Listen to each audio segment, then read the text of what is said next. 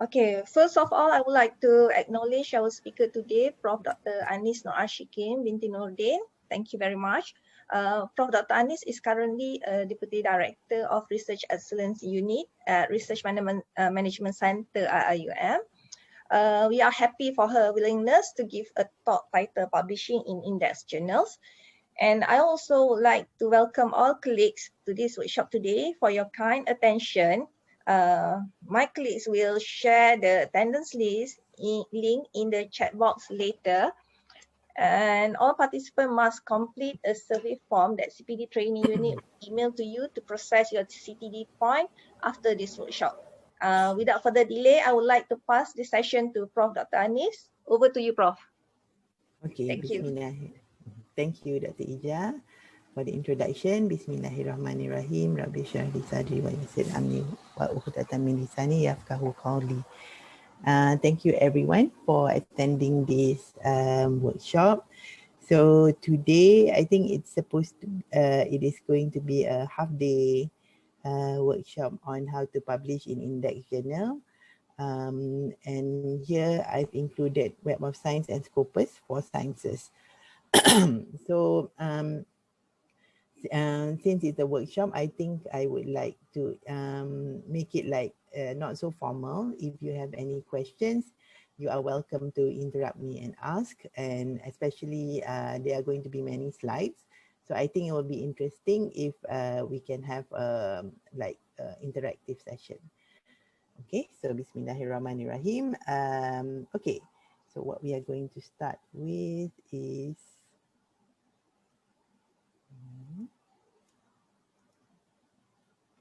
okay, so the topics today that is going to be covered, it is first the basic considerations for publishing in high impact journals, for why and whom.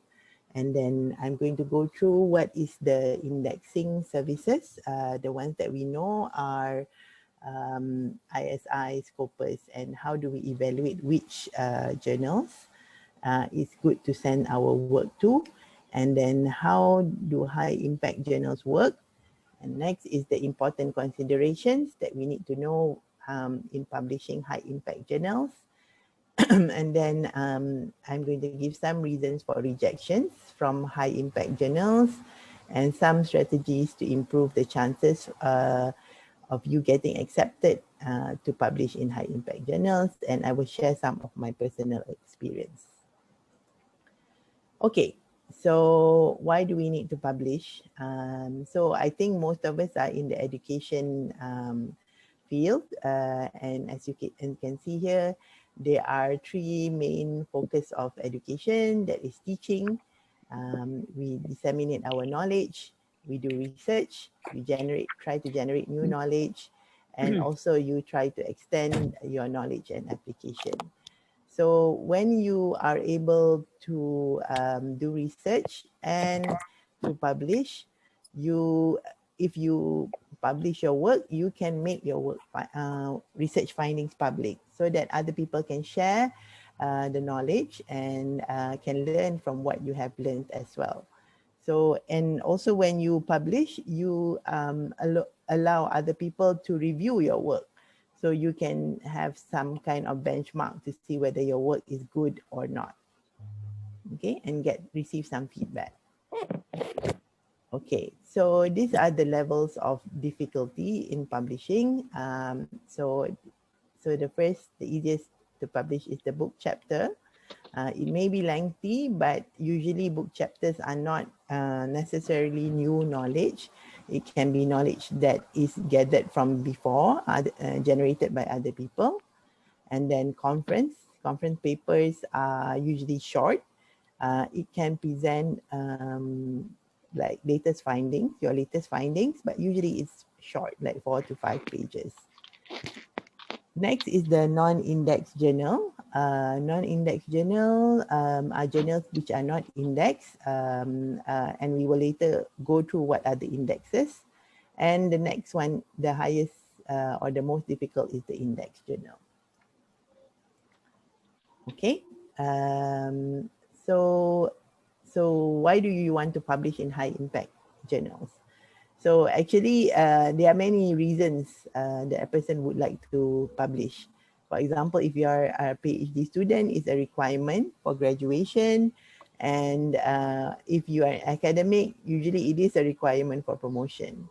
Okay, so other than for your self promotion or self satisfaction, actually an important part of publishing is to disseminate your knowledge. Okay, so a lot of the knowledge, especially in the sciences that you generate, is very technical, and some of it may take like several years to that you took to find out. So you would like to share this knowledge, and this can be done when you write a journal so that people can also repeat your experiments and also gather the same information that you did. Okay, so once you publish, you will be recognized in the field or the subfield of your research. And if the university itself has many researchers who do a lot of publications, the university or college will be ranked highly. Okay, so let us go through what are the journal indexing services. So you can see here, there is the lowest or the easiest.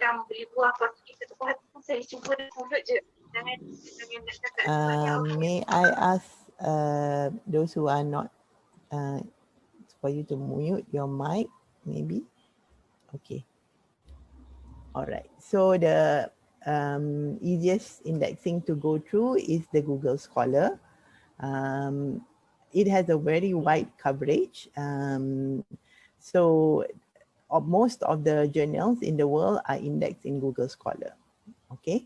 Next is the DOJ in the Directory of Open Access Journals.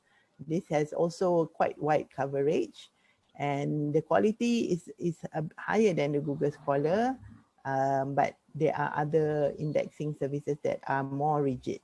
Okay, so the next one is Scopus. Scopus is covered by the publisher Elsevier, so they are also strict, and they also check that all the journals that are indexed by them are reputable. And the one that we know usually is Web of Science, and this one usually has very rigid, very thorough indexing service, and they always check the journals. So for example, I've worked with as an associate editor for the IUM Engineering Journal. So if we want to be indexed in Scopus and ISI, they will look at our track record for the past 5 years, how many papers are submitted, how many papers are accepted, how regular are you in publishing, do you charge any fees, how is the review done, is it, how many reviewers will check the paper, and all this. So they are very strict, and they do not, they check your performance over several years. Okay. So, but in terms of coverage, Web of Science has less journals indexed in it compared to Google Scholar, for example. Okay, so we will go through the first one, Web of Science, also known as ISI, and now it is under Clarivate Analytics, right? So ISI stands for Institute of Science Information. It was founded by Dr. Eugene Garfield in 1960s. It covers thousands of academic journals, and it is available via the ISI's Web of Knowledge or Web of Science database service.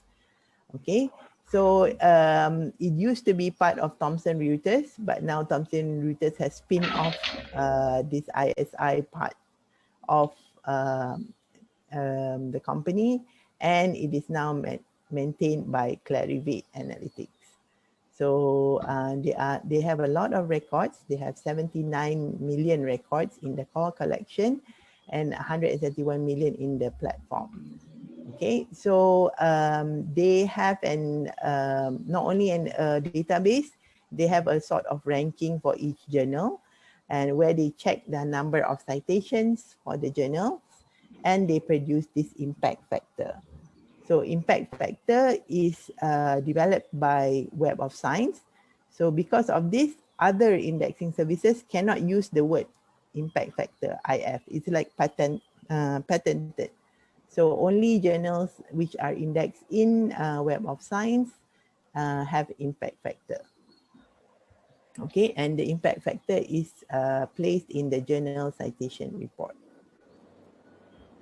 Okay, so as you can see, Web of Science has a lot of collections. So among them is the Science Citation Index, also known as SCI or SCIE. So the very reputable journals are indexed in this category. And they have another category which is known as the Social Science Citation Index, SSCI. They have one category for Arts and Humanities Citation Index, AHCI. And this is a new citation index. It also covers sciences. And there are several of journals from IIUM which are cited in this index. It's known as the Emerging Sources Citation Index.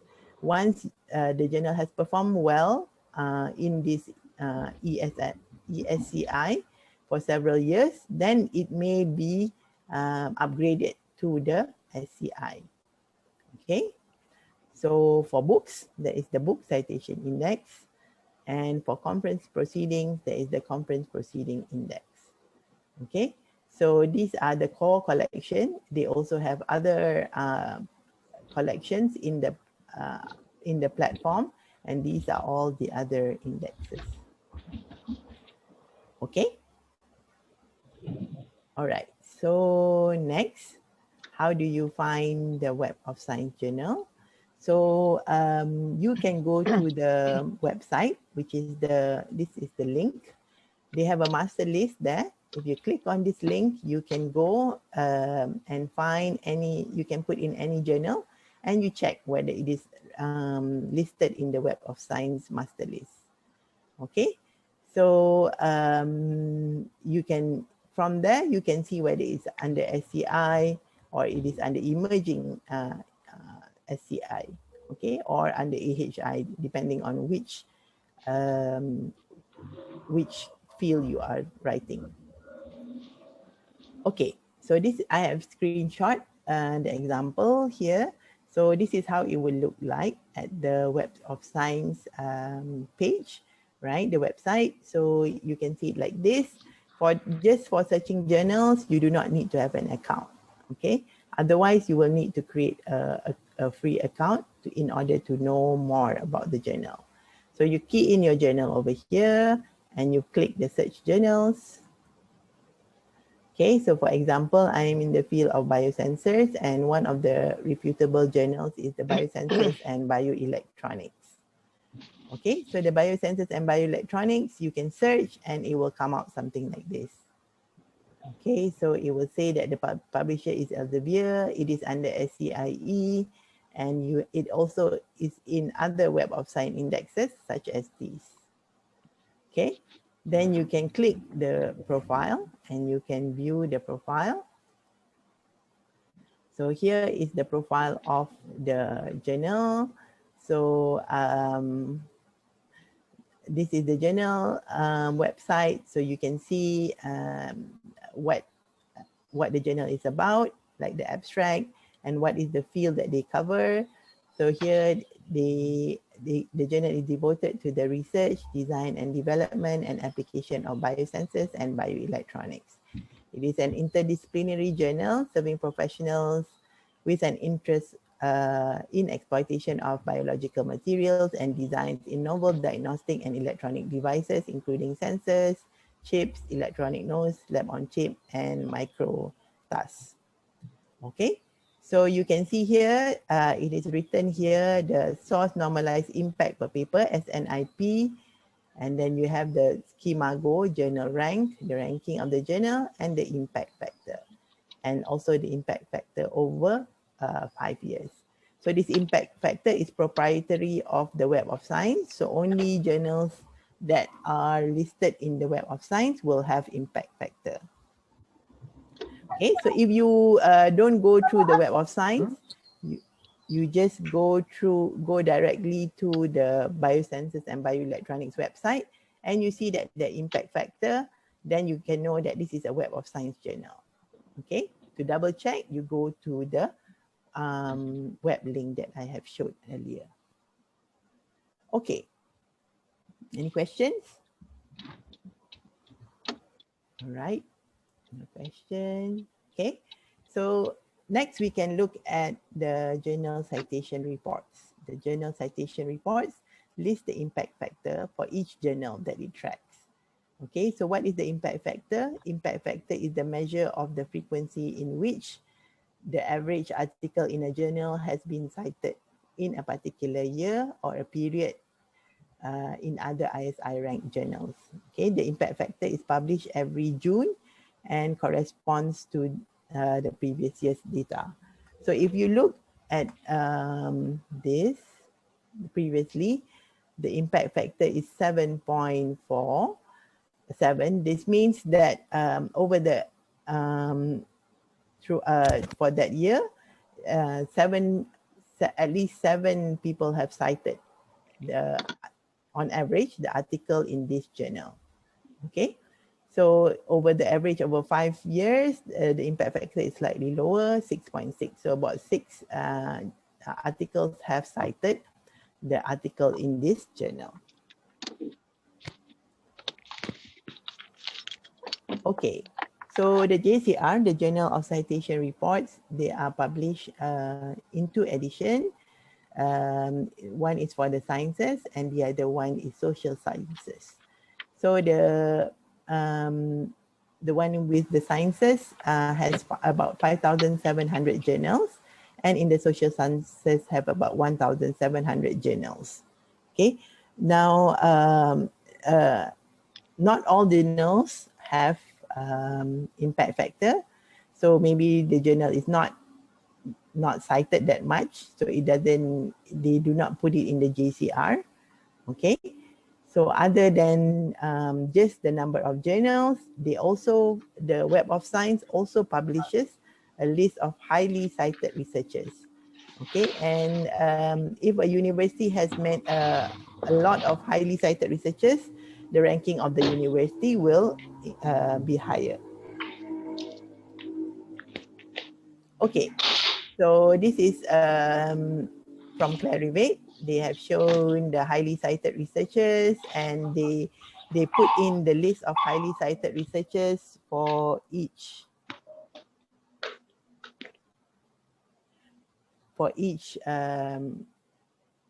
year. Okay, so for example, in this year, okay, for the year 2020, as you can see here, these are from Malaysia. So the most cited researchers will be listed in the Clarivate, and we have just like to highlight one.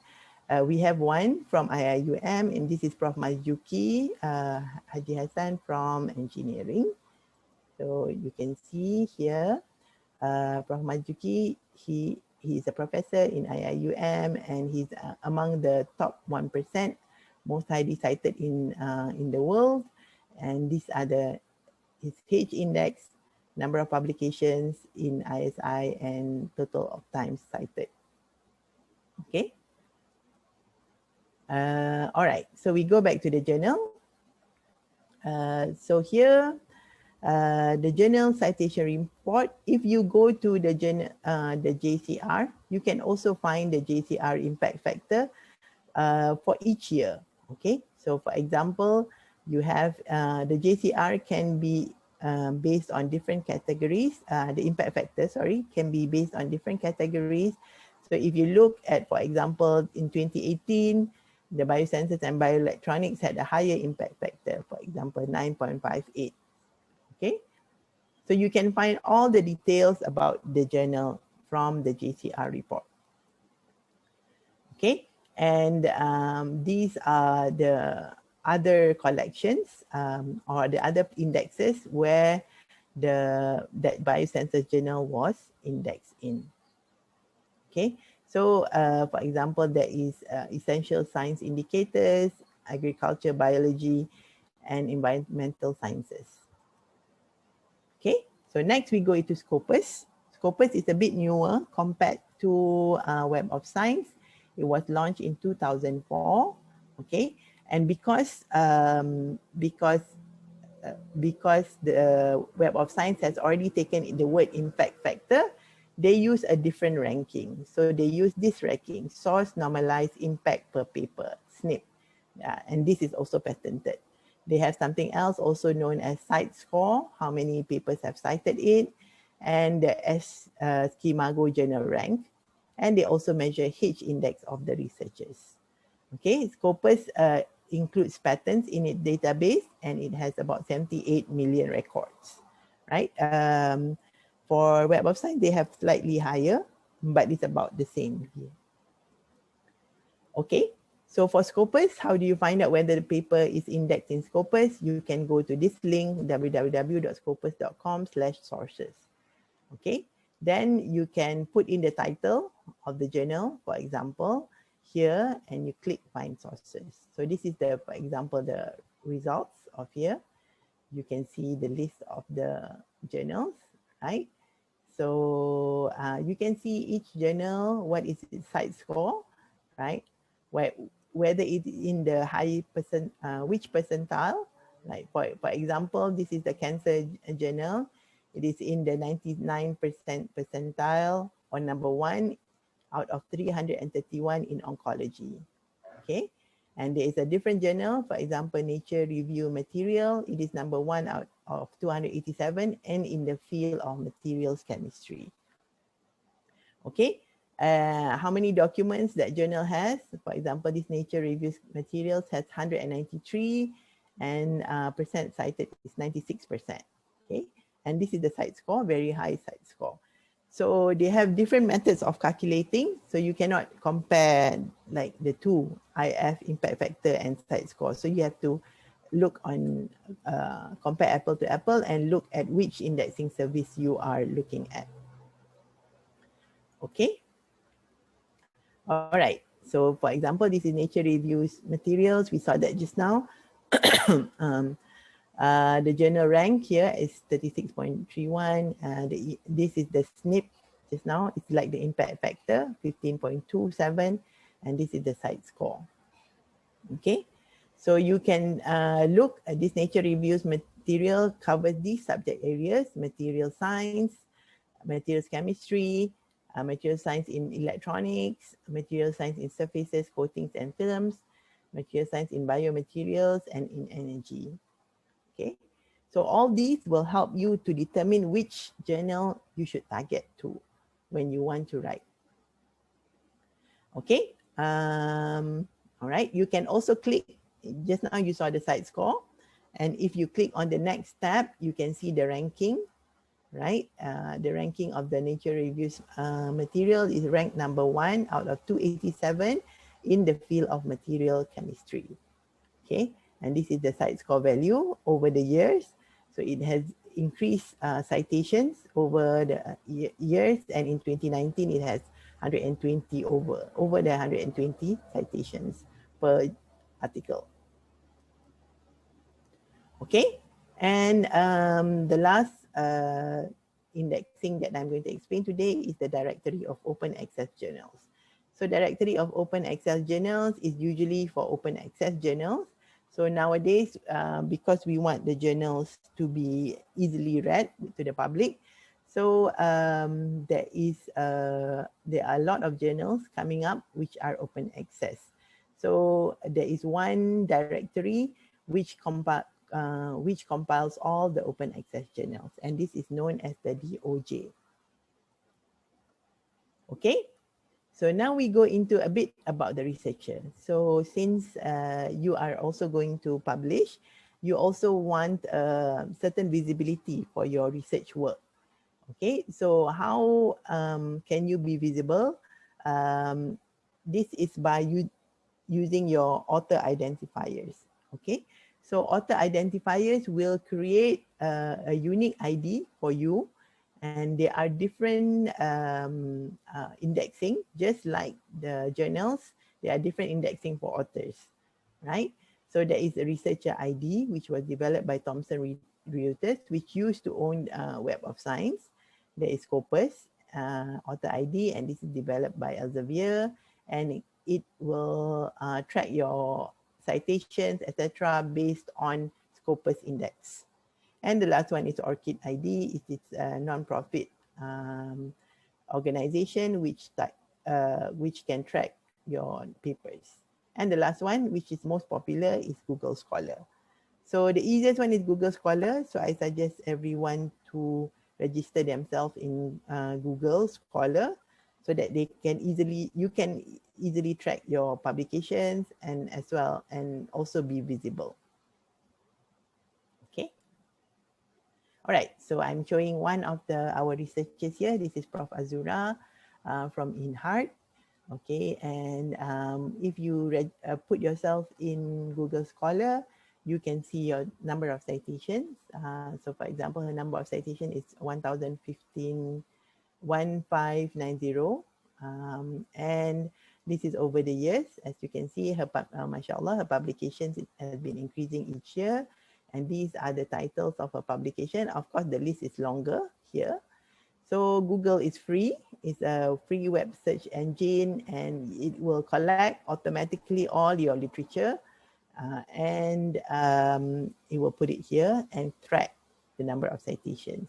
It includes most peer-reviewed online academic journals, books, conference papers, theses, patents, dissertations, abstract, technical report, etc. Okay. So usually if you want to collaborate with a person and you want to know whether this person has reputable publications or not, usually you will put the person in Google. So if you are already on Google Scholar, this will create visibility for yourself. Okay, so Google Indexing Service, among the things that they track you is your H index. So what is the H index? H index was suggested by how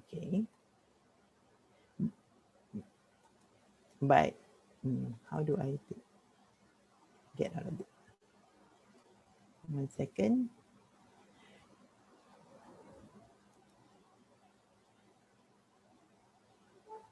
Okay. Okay, this index was suggested by Mr. Hirsch in 2005. It will quantify the scientific productivity and the scientific impact of the scientists. Okay, so it will track how many papers which is most cited and the number of citations that they have received in their publication. So for example, Prof. Azura has 18 she has many publications. So 18 of them are the most cited, have at least 18 citations. So that's why the H index is 18. Okay. So the next one is, okay, now it's stopped. Okay, the next one is I10 Index. So the I10 Index is the number of publications with at least 10 citations. Okay, so Prof. Azura's I10 Index is 34. So that means she has at least 34 papers which have 10 citations. Okay, so this is a very simple measure that is only used in Google Scholar, and it can help to gauge the productivity of a scholar. Okay, so this is the I10 index. It's very easy to calculate and it is very straightforward. So this is why sometimes people also look at the I10 index. Okay, so the other one is researcher ID. Researcher ID, it was provided by Thomson Reuters, and it will take all the papers that are cited in Web of Science. If Google Scholar will take all your papers, for the researcher ID, it only takes your papers which are cited, which are published in Web of Science. Okay, so these are the citation metrics. So for example, how many citations the person received in 2011, 2012, 13, and so forth. Okay. And the next one is Scopus Id. So here I'm showing one of the prominent researchers in IIUM as well. This is Dr. Adli. He is in Kuliah of Science. Okay, so for example here, Scopus ID is provided by Elsevier, and it will track also the number of citations and the number of documents. Okay, so for example over here, he has about 130 documents, and these are the citation. So he has a lot of citation, 5,000 in the year, in this specific year. Okay, so what else here? They can also show which are the topics that he has most contributed to. For example, in this is the area of physics. Okay. And the last one is the Orcid ID. Orcid ID is a central registry. So usually if you send your paper for publication, they would like to request for your Orcid ID. So your Orcid ID will keep track of a bit of your bio, and for example, where you have been educated, your employment, etc. So it is like a registry. It doesn't provide citation metrics or anything like that. Okay, so now I'm going into a different topic, which is predatory publishing. So maybe some of you would like to know about this topic, because we have been hearing a lot of news about predatory publishers.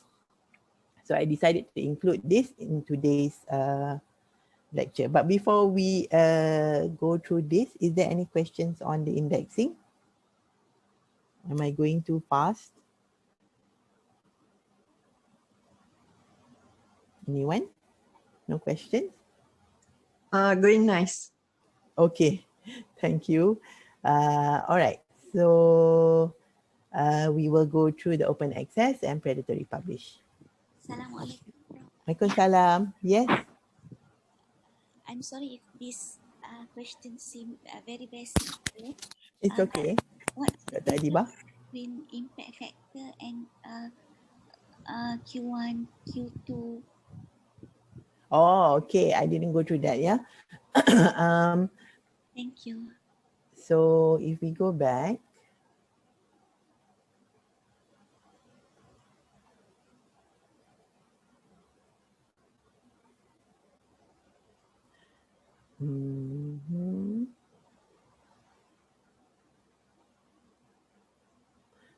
okay. If you look at the Scopus indexing service, this is from here. If you go to scopus.com and you enter you can enter a topic, and you can, for example, this one I type cancer, and they listed down the different types of journals, right? So now you can click here. You have Q1, first quartile, second quartile, third quartile, fourth quartile. So for example, if you want to select Q1, you can click here, and they will only show you the journals which are in the Q1 for Scopus. Okay, so the journals are ranked, and the journals are ranked. So they put them into 4 quarters. So you can see this is based on their site score. Okay, so you can select, if you want to have Q1, you can set this first quartile. In Elsevier, if I'm not mistaken,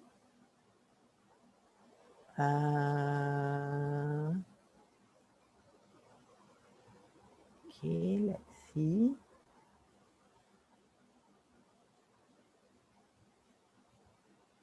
This JCR, yes, okay, here. All right.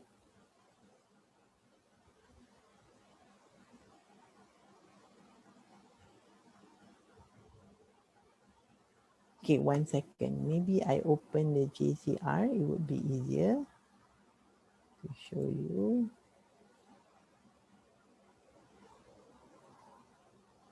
Okay.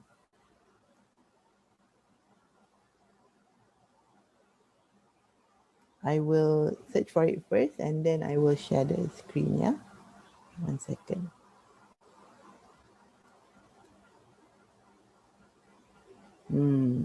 Okay. So for JCR, you cannot go through it, but for Scopus, you can. Okay. So for JCR, you need a password to enter,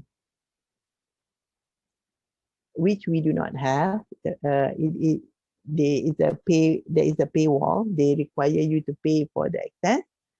For this JCR, you can only see this information. But in this, for the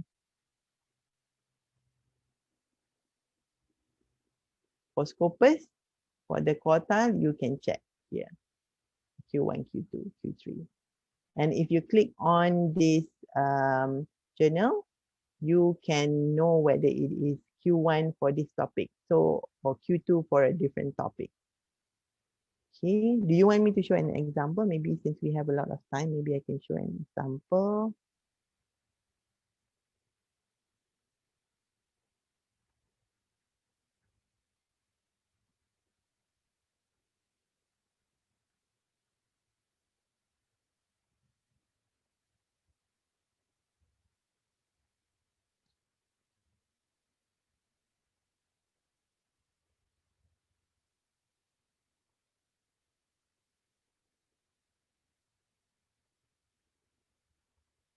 Okay, so for example, I take this link. Okay, and I type it here. Okay, so I stop share this one and I will share this.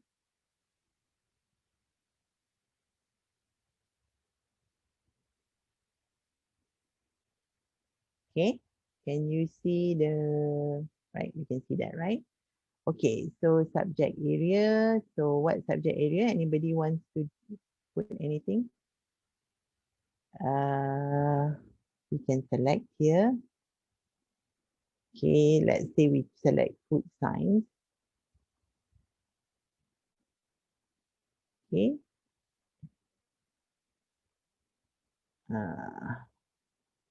Food science. I have too many windows. I cannot see what's going on. All right. Okay, so you can see here. Okay, and which one do we want to look? So for example, we look at this one, biological reviews. So you can click on it. Okay, so you can see that the site score is in 2019 is 19.3. The site score tracker is 22.3 for 2020. And you can see which category it is. So in this field, agriculture and biological science, it is ranked 2 out of 203. And for biochemistry, it is ranked 6 out of 197. Okay, now we can go at the site score and rank. This is the rank. So this is the 99 percentile. So that means it is in the Q1. But how do we tell more? I think we can look at this.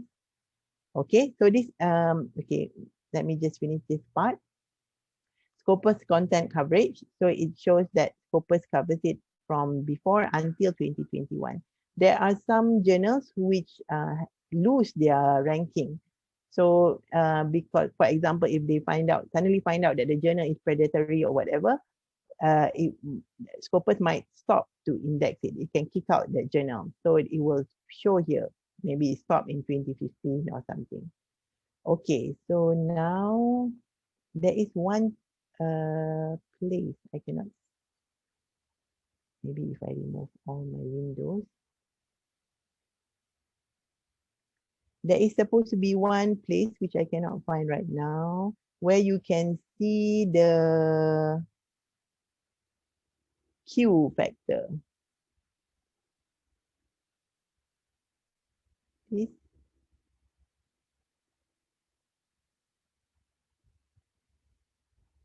No.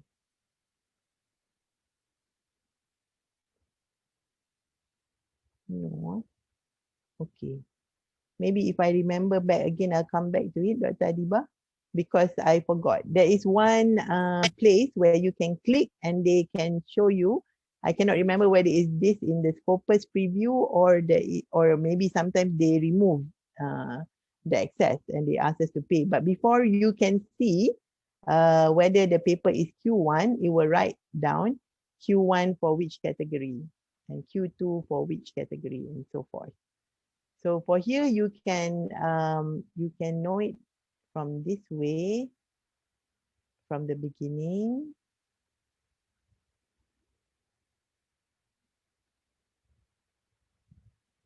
So here, if you want the first quartile, you can just click this quartile over here, and the subject just now was food science.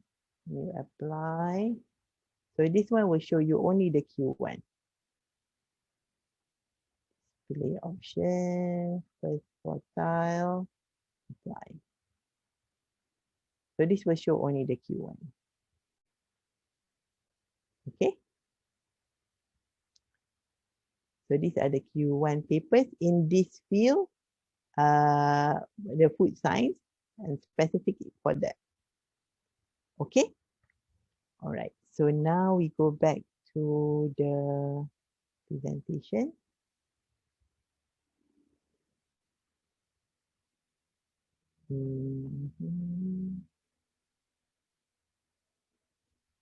Okay.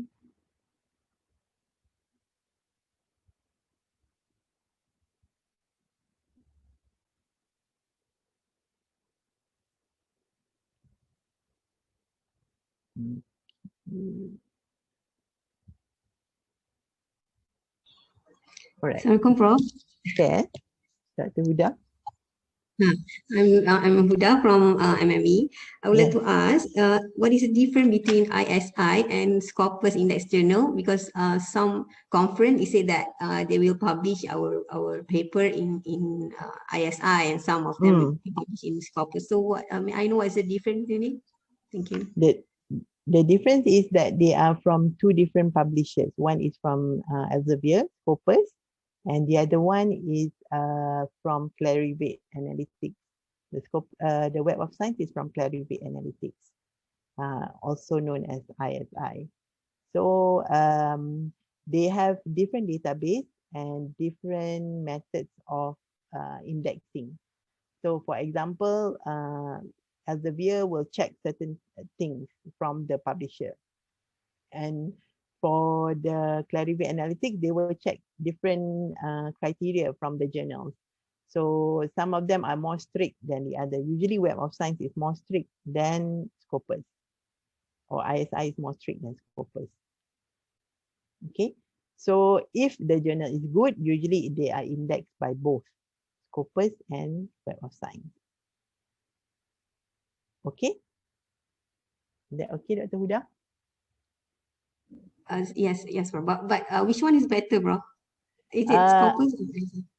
Usually Web of Science is better because Web of Science is more strict. So for example, I mentioned that I have worked with IUM Engineering Journal. In order to we applied for both Web of Science and Scopus. So Scopus was slightly easier to get. We got our Scopus first. Scopus, they look at the number of publications you publish in 1 year, the number of citations you have, how many reviewers do you have, how regular are you in publication, do you produce a lot of special issues. If you produce a lot of special issues, that is a problem because you will have a lot of publication but less citations. Okay, whereas Web of Science, they are even more strict than that. They even want to audit us, etc. And we got that later. But both now we are in Alhamdulillah, we are indexed by both. Okay, so if you ask which one is more strict or more rigorous in testing, is in checking, is Web of Science. Okay. Okay, clear, Prof. Thank you. All right. So, okay, so we go to open access and predatory publishing. So how do you tell whether the publisher is a predatory publisher or not? So right now, open access is very popular. Why is open access popular? It is because it is free. You can get immediate access, and usually it covers a lot of research articles, and you are free to reuse the rights as long as you cite the author. It is online and it is easily available. Okay, and when you publish in open access, because it is free, usually you can have more exposure for your work, higher citation rates, and a lot of researchers can view your work, especially researchers in developing countries like us, right?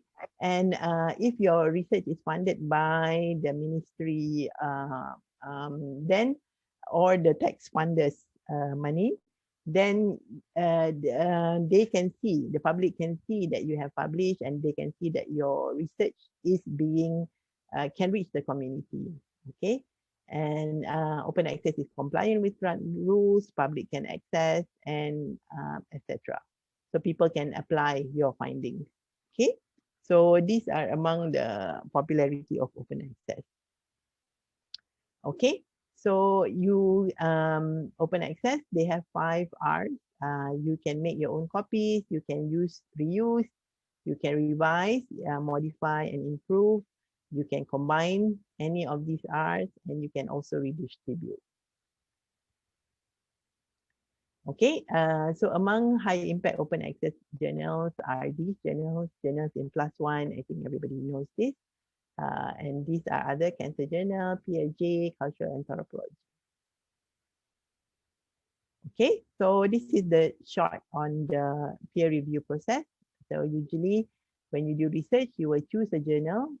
Based on the journal, selecting the impact factor, selecting the topic, etc. You can start to write. And then if you write, you can either be accepted or rejected, or you ask for revision, right? So if it's rejected, then you submit again to another journal, and then there will be peer review, and the reviewers will mention, etc., whether revisions or not. Okay. Then after you have revised, you can also publish your preprint, and you can sign a contract. Before you publish with a specific publisher, you have to sign a contract and select the copyright license. Then it goes through copy editing and then publishing. Once it's published, you can promote your article in the social media, etc., and also place it in the digital repository like iRep. Okay, so there are 2 methods of open access. One is the green road, and one is the golden road for open access. The golden road is the one that you have to pay. You have pay article processing charge. So open access, usually the author will bear all the costs. So if you had already incorporated the cost in your funding, your grant, when you apply for the grant, then you can opt for the gold road for open access. So you submit the article to the publisher, and then it will be reviewed by the reviewer. And after you make the revision, you can send it as the publisher final version. Then because everything is online, it will be open access immediately. Of course, you have to pay, and certain article processing charges are very expensive. They can range from 500 ringgit to 10,000 ringgit. It depends on which publisher you send to. Sometimes Elsevier will also charge a lot of money, like 7,000-8,000 ringgit, like that. Okay, so it's not a cheap process. Okay, the green road to open access or self-archiving, it's called self-archiving. So you submit the article to the publisher, it is reviewed the same, then you have the publisher final version. Okay, and the publisher will publish it under subscription-based access, right? You do not have to pay, but the reader will have to pay for viewing it, right? But you can also request for delayed open access. So there is an embargo period. You have to look at the, is the workshop being recorded? I do not know. I think it is, right? I see this red light. Okay, so it can be delayed open access. So for example, based on your copyright agreement, they may give you delayed open access. So that means you can save the paper and you can distribute to the people based on the agreement. Okay, so some of them, they allow you to put in the repository. For example, IRAP, you can allow IRAP to publish after 1 year or 2 years, etc. So this is known as the green road to open access. It is less costly to the author for this. So a lot of my papers are this green. Maybe 1 or 2, if we suddenly have money, I go to the gold. Okay, so now we talk about the predatory publishers. What are predatory publishers? So these publishers are those who profit on the gold open access, which is the author pay model, and the authors get little or nothing in return. Okay, they have questionable marketing and peer review process. So a lot of predatory publishers, they do not review. They just look at your paper and suddenly they just accept without sending it to proper reviewers. And usually they do a lot of marketing. So you will receive a lot of emails asking you to publish with them. They say that your work is very good and then please publish with them. But when you check their journal, you start to see that the journal there is something not right about the journal. So if you were to publish this journal, it may harm your academic credibility. So everything now is recorded. For example, now in Google Scholar, you can see that, oh, this person publishes in certain journals which do not have good credentials. Okay, but this is an easy way. So it is very tempting because if you have a student who needs to graduate soon and need a paper, so it is an easy way to publish. So we have to be careful and trade off which journals to publish our students' work or even our work. Okay. Right, so this shows the global predation. So these predatory journals, they operate in a lot of countries, both in the high income countries and in the middle income countries. Okay, so for example, here they have shown that India has published, there are a lot of academicians who have published in predatory journals. Also, this is also the same in United States. So it depends on maybe if you also push the academician to publish a lot, this is also when it becomes tempting to go to predatory journals, right? If there is so many requirements, right? So you have to balance and try your best not to be tempted to publish in this predatory journal. Okay, all right. There is one later graph which also shows Malaysia. Malaysia also has a lot of academicians who have published in predatory journals. Okay, so how do you look whether the journal is predatory or not? So first, you check. If they give you so many unsolicited emails, this means that it might be predatory, all right? So be wary of unsolicited emails. It may not be from a trusted source. You just can treat it as spam. Also, be wary of offers to join in editorial boards or conference invitation which you do not know of, right? Okay. You can also double check the issues in the journal. You can go to the journal's website, check what kind of papers do they publish, the quality of the journal, right? Okay, so a good journal website should have a clear and appropriate scope, editorial board with recognized experts, and the contact information for them. And they will also describe their peer review process, and they have transparent information about the article processing charge. Okay. And also you have to be careful when these predatory journals sometimes have similar names to reputable journals. So just do not mistake one for the other. Okay, And in order to double check, you can look at the doj.org and check if these journals are listed there. If these journals are listed there, then it's a bit more safer. Okay. So think, check, and then you can submit. And then this is an example of the Journal of Biological Sciences. Yes? Dr. Norain, you wanted to say something? No? Okay. So the Journal of Biological Sciences, let's look at it. Right? So the Journal of Biological Sciences, here it looks as if it's authentic. First, you see that it charges a very high fee, personal and print online 1,200 USD, which is a lot of money, almost 10,000 ringgit.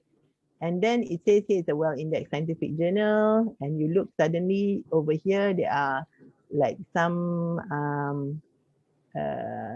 spelling mistakes. Okay, it says it's in Q4 and it is in SJR. So it looks as if it's good, right?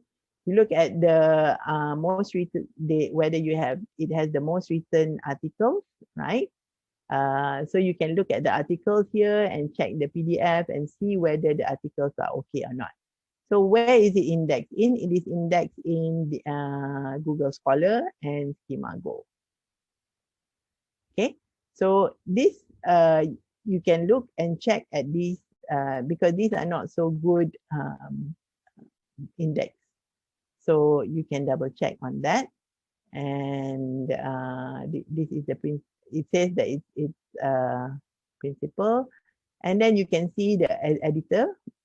This is the editor in the this area and the publisher. Okay, so you do not know this Asian network of scientific information, this publisher. So we can look and find out the details. It says here it has 10 member journals, but actually there are more than 10. So you can see that suddenly the website is not showing the truth on the journal. So this is more than 10. And then if you see the contact us just gives a very vague, what do you call it, location, right? So like I mentioned, there are certain ways to track the academic journals which are predatory. One of it is to look at this Beall's list. This Beall's list, you can find out a list of where the journals which are known to be predatory journals. Other than that, KPT, if you Google KPT blacklisted journals, there is also a list of journals there which are also blacklisted, so you can avoid those journals. Okay, so you can also search the journal title with the keyword spam or predatory. So you do your own investigation, then you can find out whether this journal is good or not. Okay, so this science alert, it's written here. Our business is to manage knowledge and disseminate the new discoveries globally. Okay, so and this science alert is also added just now, that journal's office. So you can see that this journal is like making a business out of all these publishing. All right, any questions about predatory journals? So basically you have to do the homework. You have to look at the website to double check that it is not in the Beall's list, it is not in the list of the blacklisted journals, and then you can publish. So usually Web of Science journals are safer. Web of Science, Scopus, a lot of Scopus journals are safe, but you have to double check because some of them are also indexed in Scopus. Okay, so now we are talking about how publishing in a Web of Science journal. So Web of Science journal has strict refereeing process. It assigns 2 to 4 referees for each manuscript. Okay, the referees are from academicians who are experts in the field. The acceptance rate is less than 50%. Some of them have less than 20% acceptance rate. Okay, the articles in Web of Science tend to be more highly cited in the field. Okay, and there are different subcategories and levels within the category of Web of Science, like the Q1, Q2, Q3, Q4. And the highest level of Web of Science journal define the most original and important contribution to the field. Okay, so if you can manage to publish in a Web of Science journal, it is a good indicator that your research is considered as a significant contribution to the field. This is why a lot of people want to publish in the Web of Science, because then you can see that your work will be visible. A lot of people will be using your knowledge, will be learning from your research. And this is actually your actual intention, right? You want your knowledge to be propagated, what you have learned to be propagated, and this is the source of your ajar actually. All right, so how to select? So first you choose the field of knowledge. Just now you can, I've shown you the link on where to find the Web of Science journal, right? You can determine the impact factor and the quartile. So you can select the quartile within Q1, Q2, and Q3. So you choose depending on how much work you have done. Sometimes if it's just a master's work, you can aim for Q2 and Q3. And if it's a PhD work, you can try to aim for Q1. All right, so you can look at all the journals and before you go to the website and check the type of works accepted. It depends on what kind of article you want to write, whether you want to write an original research article, which is usually around 8 to 10 pages. Letters are shorter, maybe 6 pages. And review articles are usually the longest. Review articles is not on new research. It is usually based on a review on the topic.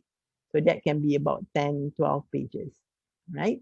Next is checking the turnaround time, right? So you check on the journal that has good turnaround time. You don't want your article to be accepted immediately because then it shows that it's predatory journal, but you don't want the journal to keep your article for 1 year, right? So then you will be waiting and waiting. So maybe 6 months, 5 to 6 months turnaround time from submission to publication is good. Okay, check its publication per year. Some journals publish every month. Some journals publish only twice a year. And also, so you can check depending. So if it publishes twice a year, then you can expect the turnaround time to be longer.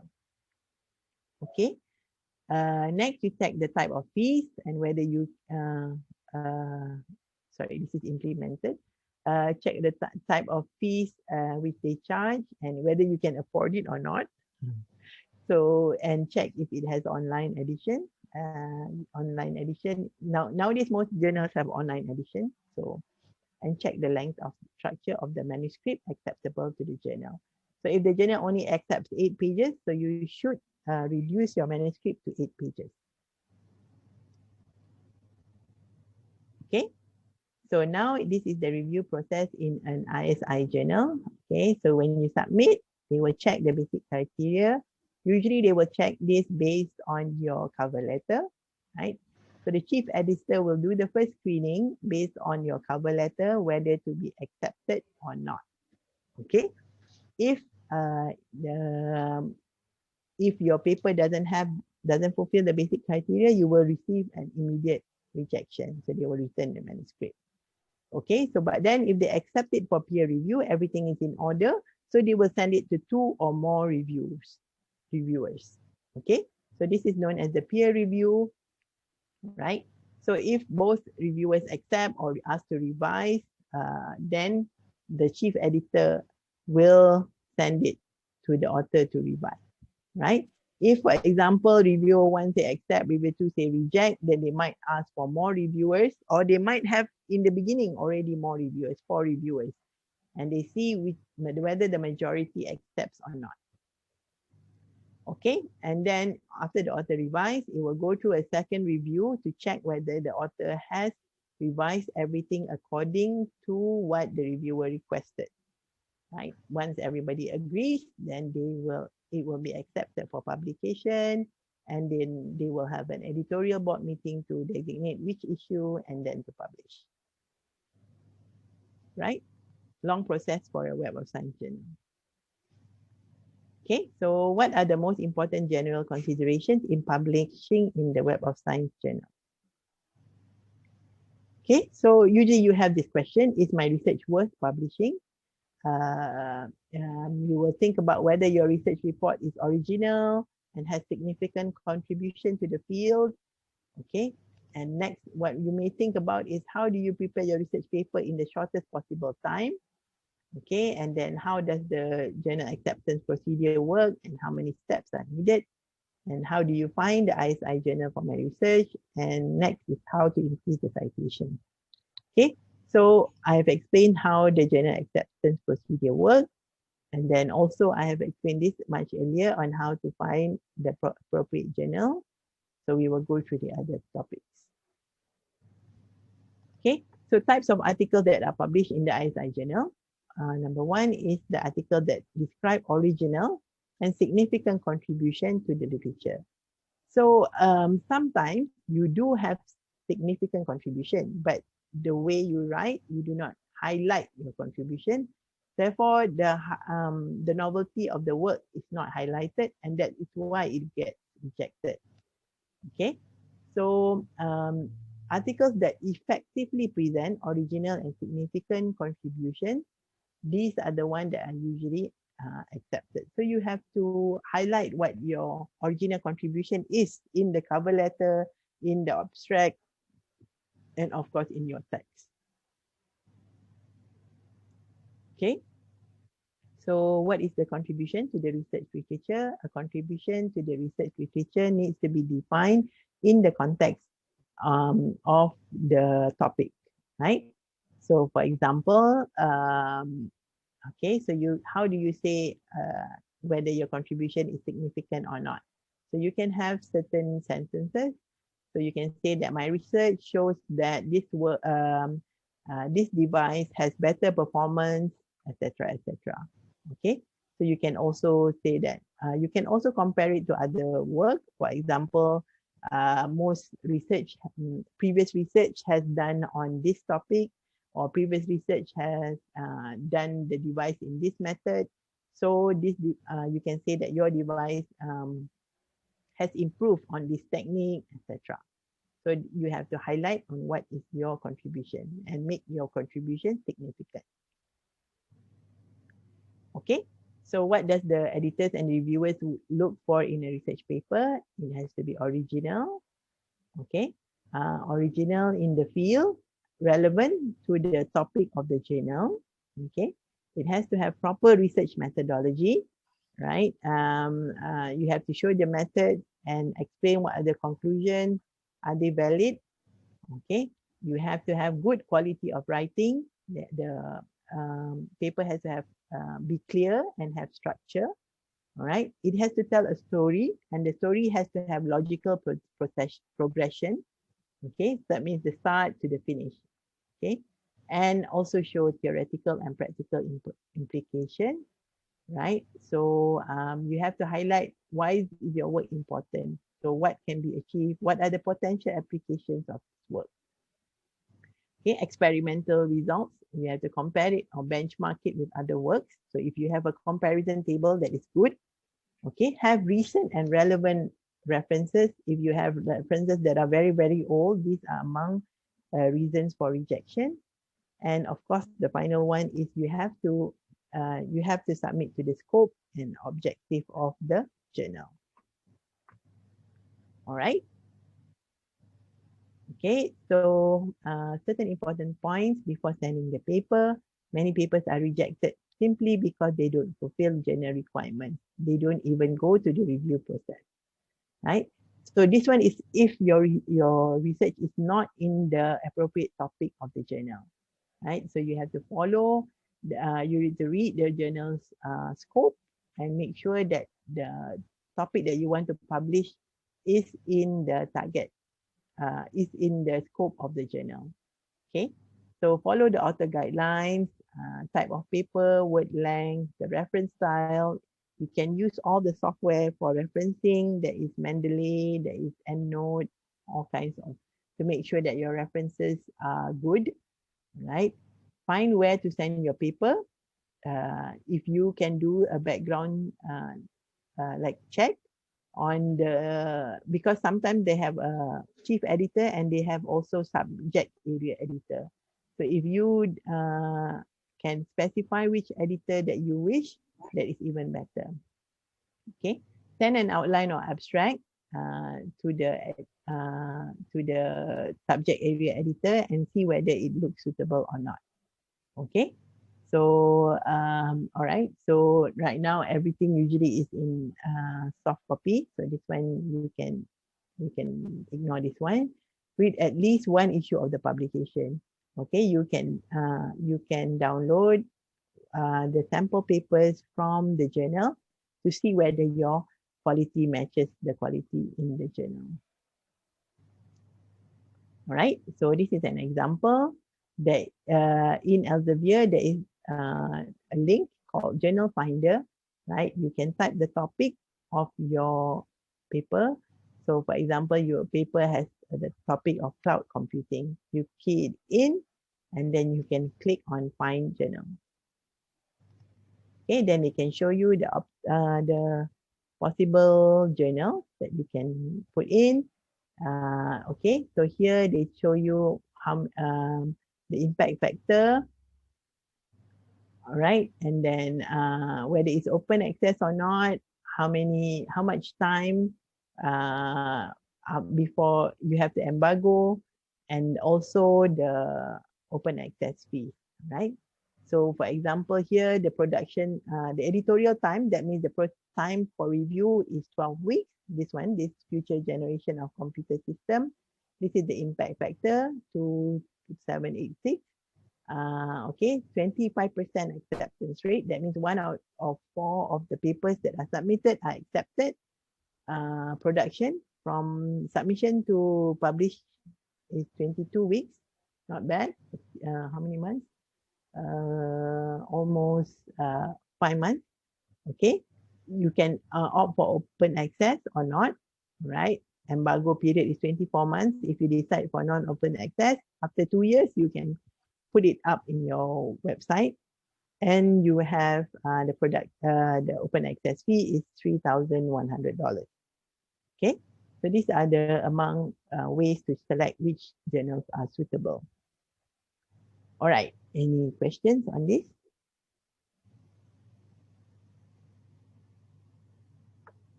Okay, so next we can go through the reasons for rejection on Web of Science journal. Okay, so the general problem is that the issue is not important. It's not within the scope of the journal. So this makes it not appropriate for the journal. And if you cannot highlight your original work, then the editor might think it's not original, right? And then the data is old and not relevant anymore, right? Another problem is if the reviewer thinks that your results are doubtful, some of your experiment results don't look logical, right? And of course, there are other, if you have conflict of interest or ethical issues. Okay, so these are among scientific problems of the journal being rejected. So one is unclear hypothesis. Okay, so you are not clear on what is your hypothesis. You didn't maybe you are clear, but it's not specified in the article well. Poor or weak design of experiments, right? The sample bias is biased or too small. For example, if you are doing biological experiments and you only run one sample, then it's not enough. Okay, and then the statistics are not calculated correctly or misapplied. Conclusions are unjustified, or you overclaim your conclusion, right? And of course, the last one, the outdated references. Okay, So you also have to look for your presentation style. You have to check if you need help in English, you can send it to a proofreader, right? Because they do not like to have bad English in the paper. Do not make any careless errors or wrong calculations. Tables should be legible and clear. The organization of the paper should be logical. It will tell a good story, right? And needless figures. Do not put too many figures. If there are too many figures, you can move some of them to the supplementary. Do not put bad figures. Figures should be clear. And of course, the citation should be up to date.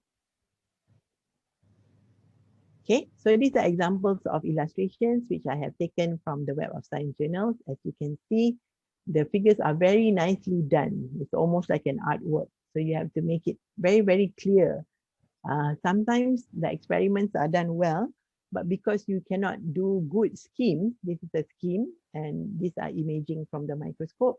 If you do not place them nicely, well, there are some of you might even, there are some, in some universities, they even have scientific illustrators, right? They can pay for the scientific illustrators to generate good images like this. Okay, so high quality figures improve the acceptance rate as it shows the meticulousness of the researcher. Okay, so some of the strategies to improve your chances of publishing in ISI journals. Okay, so understand the chemistry of scholarly research. So you compare, you do a literature review, and you have to cite and compare with related work and put them in the paper. Okay, so a good strategy is to have some background theory, put the literature, and also have a legitimate story to it. Okay, so if you are a PhD student, you can start writing during the initial stages. So writing takes a long time, so you write bit by bit. Okay, so then of course we have gone through this impact factor, peer review, contribution, highlight the contribution to knowledge, and okay. And another way is to build networks and collaboration. So among my best papers are done through collaboration. So because of course one person cannot be perfect. Sometimes if you have collaboration, you have worked with other scientists, they can give you feedback and they can give you ways of improving the paper. So for example, for me, I think that the paper is already okay, but when I check it with my collaborator, he or she can comment, oh, okay, you didn't do this one, there's not enough measurements, this needs to be more meticulous, etc. So through that, you can improve your quality of writing. So we can learn from others, and collaboration usually helps to build true collaboration, not just putting people's name on it, but truly learning from each other and collaborating. Okay, so these are the general topics. You have the abstract, the title and the abstract, introduction, methods, results, and discussion, and then you revise. So revise many times before you submit to the journal. Okay, so once you have submitted to the journal, the decisions can be one of the following. Okay, the best one is accepted without revision. I have never gotten this, right? Okay, accepted with minor revision. Yes, sometimes. Accepted with major revision. They will tell you which part that you need to revise. Okay, rejected but encouraged to resubmit with revision. So this means that you have a lot more revisions to do, and this is why they ask you to reject, but they ask you to resubmit. So this means that there is substantial revision for the work, and then but you can still there is a possibility of getting accepted if you resubmit. Okay, rejected, this one is no chance, you get rejected and there is no way it can be accepted, and so you have to look for another journal. So if I have received a lot of rejections for my journal, so This is part and parcel of the life of an academician. So do not be too upset when you receive rejection. You just, you can be upset maybe one day, and then try to regroup and look at how you can revise and improve the paper. Then you resubmit to another journal. Okay, there was a question. Let me just look at the chat box if possible. Is it possible to publish ISI from our PhD a few years back? If you haven't published it, for example, your thesis is a big 200 pages, for example, and there are certain parts of your thesis which you think can be condensed into a journal, and you have sometimes you have even updated results. So yes, you can publish if you haven't put it into a journal yet. Okay, but you have to check for the Turnitin as well. It cannot be 100% similar. You cannot chop your thesis and publish it into several journals. That's not possible. So you have to have a different way of writing, condensing, etc. Okay. If your paper gets revision, do not be upset, and do not try to argue with the reviewer. Try to look at the point of view and try to carefully respond to the reviewer's comment. Okay. If you want to, even though if you're angry also at the reviewer's comment, you have to reply politely and try to look at their point of view, maybe if that is possible. If you think that your method is still correct, you have to explain nicely and justify. Okay. Among my first Web of Science paper, the revisions was longer than the paper. I mean, sorry, the corrections was longer than the paper itself. So there were 4 reviewers, and each one, my paper was only 8 pages, but each reviewer had about 2 or more revision. So you can imagine the revisions was even more longer than the paper itself, the correction that they asked me to do. So do not be upset, just take it as part and parcel and try to improve your work. Okay, so so I'm just going to tell part of my personal experience. So you can just you have to try to look for so if you want to publish in a Web of Science journal, it is not something that you can do within 1 year. You have to have done research maybe 3 years. For my first Web of Science journal, it was my entire PhD. I had done work for 5 years, and then only we decided to publish in a Web of Science journal. So it has to be backed by a lot of experiments, a lot of research, etc. It doesn't come like in a blink of an eye. Okay, so especially if you're in the sciences, maybe in the arts it's easier. You can publish more. You can generate more papers, but in sciences you need to be back. And the design of experiments have to be done. So you have done a lot of experiment, have done some mistakes and redo the experiment and see whether it can produce a legitimate story or not.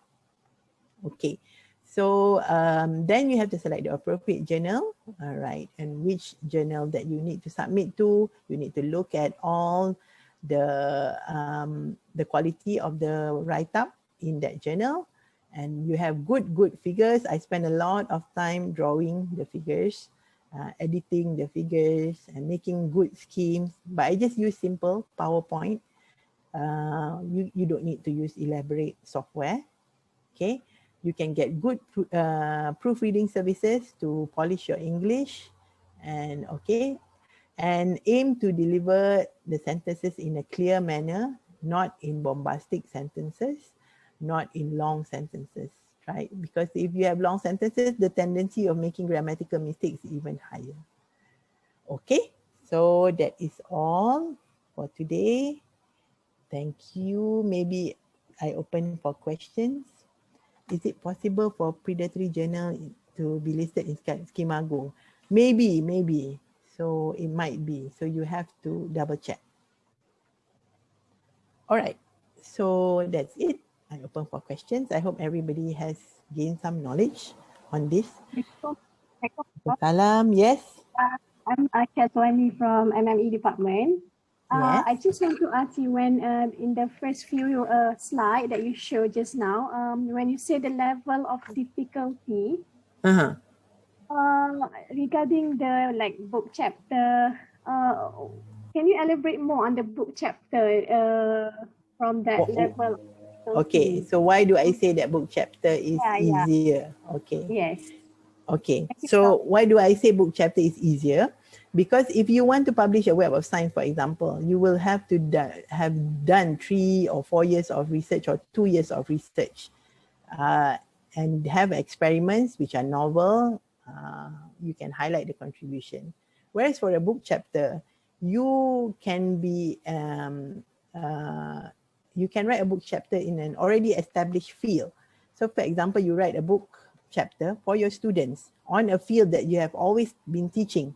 And why is the reason when you're writing this book chapter is because you want them to understand these certain topics only. So you do not need to have done research on that topic. You can write on that specific topic and you can collect equations. You can cite other people's equations that they have done before. So that is why it is considered as easier. It's considered as easier because you do not have to have original research. Did that answer your question, hopefully? Oh, yes. Okay. Okay, it's not to mean to say that book chapters are not good, but it's the background on it is different. Okay, any other questions? We're supposed to end at 12, but we are 10:30 anyway. So I think I have, if you want, I can share the slides later. I can send it to CPD and they can disseminate the slides later. I will try to make it in PDF form and hopefully not take a lot of space. Any other questions on, I don't know, you want to ask about predatory journals or anything else? Dr. NURASHIKIN? Yes. Okay. What's the difference between index conference proceeding? Index conference proceeding and? Index journal. Index journal. Okay, conference proceedings are based on conferences. So for example, our kuliah is having a kuliah of engineering. We are having a conference soon, and there is a call for papers. There is a submission date, and there is a publication date, for example, or specific date. And the conference proceedings are usually shorter, maybe 4 to 5 pages. Whereas index journals are journals. Journals usually have regular submission, for example, 2 or 3 times a year, or maybe 12 times a year, depending on the journal. And they are indexed by Scopus or by Web of Science. So now Web of Science have also decided to index conference proceedings. So that's why you can see that the conference proceedings are also indexed. I think before they used to not index conference proceedings. Dr. NURASHIKIN, in relation to that, are they as good? I mean, is the index conference proceeding as good as an index journal? It depends. Usually because of the length, they are shorter. Usually if you have to do the calculation for Myra, usually I think journal is better than conference proceeding. So maybe about 2 conference proceeding is equivalent to 1 journal. I cannot remember the table, but about like that. Okay, there's another question here. Can you explain about my site? Oh, okay. Attendance link is up there. I think the host can copy and paste the link again. Can you explain about my site? Is it okay to publish in my site but not in index in Scopus? Yes, my site is a citation. It's in index. done by Malaysia. Okay, so some of the journals are indexed in my site. It is okay. It also depends on your field. So you do not have to aim for Web of Science first. In Myra, for example, there are different marks for different index. So if you publish in my site, also there is marks for you if you are a staff and you are concerned about Myra points. Okay. Yeah. And they also want to promote the Malaysian Citation Index as well. So this is my site. So that's why they give some marks for people who publish in my site. Okay, any other questions? Salam Prof Anis. Salam Nurun. Just want to ask, based on your experience, are you given some time to answer question from reviewer? For example, how long? For example, you need to repeat experiment. Yes. So they will specify, they will let you know. So for example, in my first journal where I had to do some experiments again, they had given me about 1.5 months to complete, to answer. So usually the journal will give you a deadline. So if there is minor, maybe they will give you like 2 or 3 weeks or maybe less. But if it is major, maybe they will give you more time, just like the submission of your thesis. They will inform you. Okay, thank you.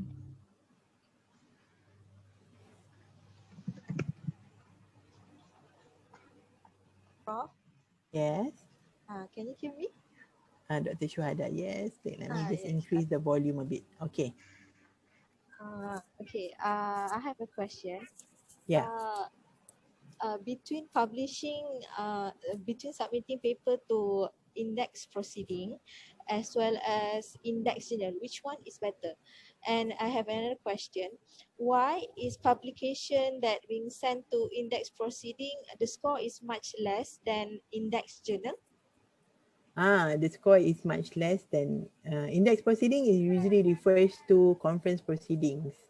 So conference proceedings, by the nature of the conference paper, it is about 4 pages compared to journals, which are 8 or 10 pages. So why is the marks lower for conference proceedings? Because conferences are usually target for you to present the latest finding. It doesn't have to be like the whole work, your whole work. Usually journals, you can explain, because you have a longer paper length, you can explain more about the work, and usually it's like 3 years of work. But for conference proceedings, you can even write about an experiment which you completed within 1 month, because it's just a short paper. You just want to get people updated on your work. So that is why.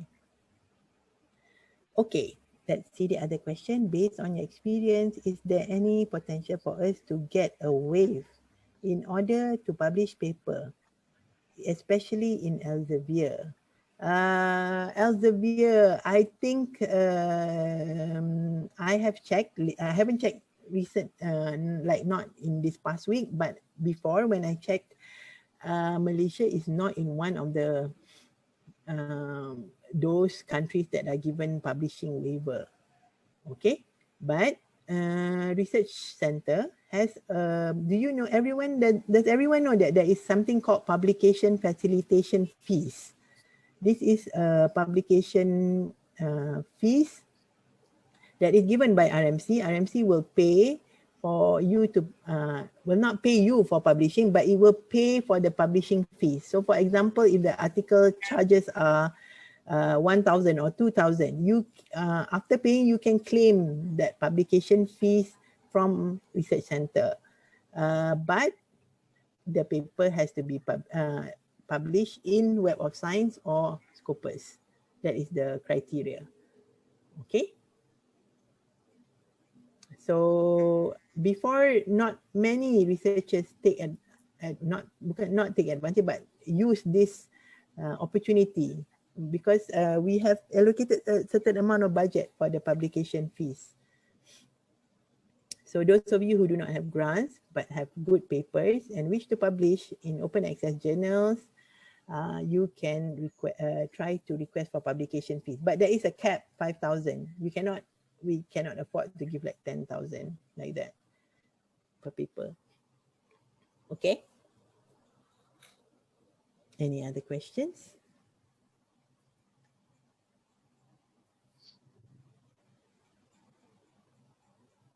Prof. Anis?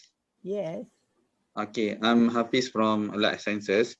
Yes. So you said that RMC has provided 5,000 5,000 for per or you mean that per paper or 5,000 maximum per researcher. So per for researcher, example, okay. So for example, Dr. Hafiz, you want to publish in 3 journals, each one costs 1,000. So you can publish in 3. But if you send to 1 journal which costs 5,000, then you can only publish 1 lah. We will only cover for 1, like that. But okay, I understand. Indexing Web of Science. You can ask the person in charge is Madam Haslina, Dr. Hafiz. If anybody from your kuliah want to use this. What about index lecture note? Example Springer, what is your opinion about publishing on it? Okay. Index lecture note, I think is okay. It is also considered as a publication. But you have to put it in a reputable publisher. Springer is good. So I think yes, if you, for example, you want your lecture notes to be accessible to other people, not just people in IIUM, it is a good idea to publish in it. Hello. Hello. Hello. Yes.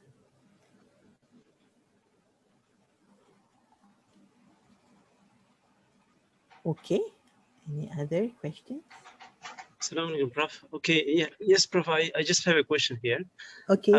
Yes, Prof. This is Dr. Usmani from IRK. Yes. I just want to know regarding the open access and the for the citation, I believe. You see the open access can be cited by many people.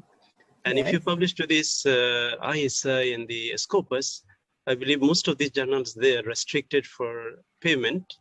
And maybe not many people can read that and can cite it. So do you think that we're supposed to prefer this open access than the ISI and the Scopus? Yes, of course, we would like to prefer the open access. However, open access, sometimes there is a cost to the authors.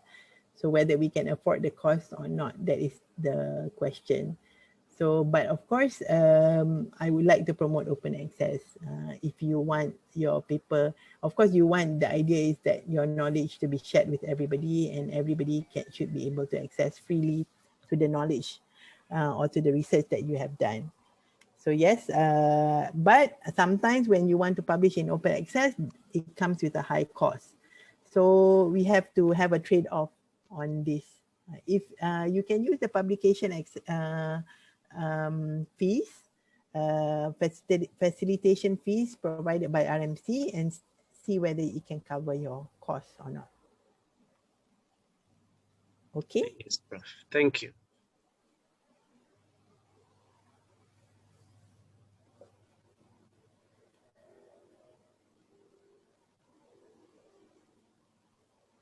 Okay, anyone else?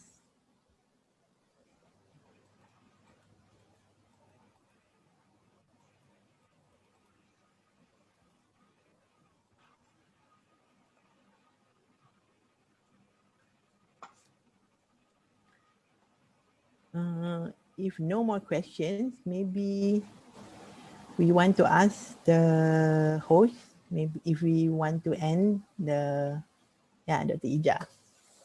Okay, thank you, Prof. Okay, before we end our session today, I would like to thank again to Prof. Dr. Anis for her valuable sharing on improving our paper. So it is hoped that after this, we can increase its chances to be published in an index journal, inshallah. And not to forget all participants who joined us this morning in our online workshop. Inshallah, we will share the recorded videos on the CPD website for us to revisit the session today. For your information, CPD has been uploaded our webinar series and ebooks under CPD publications on the website. Please feel free to browse our website. Therefore, we end our workshop today with Tasbih, Kafarah, and Surah Al-As.